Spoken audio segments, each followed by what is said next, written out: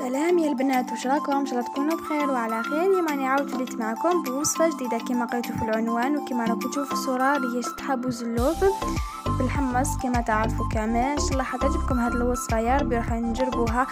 قلت لكم شطحه زلوف التقليديه على اصلها. ان شاء الله يا ربي تبعوا على الفيديو اللي باش تعرفوا طريقه التحضير تاعها، وراكم رايحين نجربوها ان شاء الله.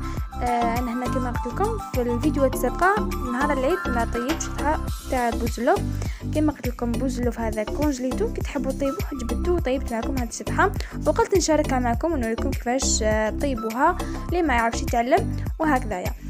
شطحه بوزلوف كما قلت لكم على اصلها تقليديه كما تعرفوها.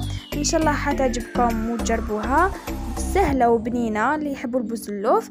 نقول لكم يلا نبداو على طريقه بطريقه التحضير تاعها. هنا في طنجره درت حبه تاع ولا زوج تاع طوماطش يكونوا مسكرفجين، درت معها الثوم، درت الكمون، فلفل الكحل، فلفله والثوم مسكرفج كما راكم تشوفوا بهذه الطريقه، والزيت واحد 4 ملاعق تاع الزيت.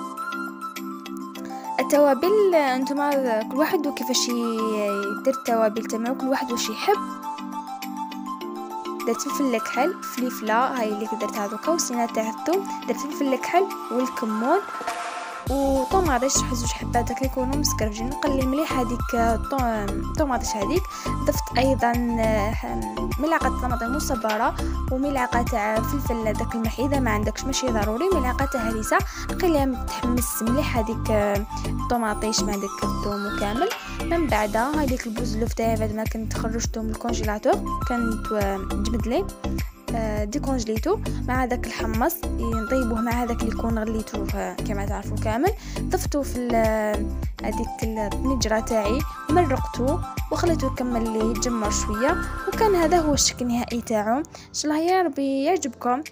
شفتوا طريقه التحضير تاعو سهله بسيطه، وان شاء الله يا ربي تكون عجبتكم وتجربوها. جبنينه بزاف وسهله.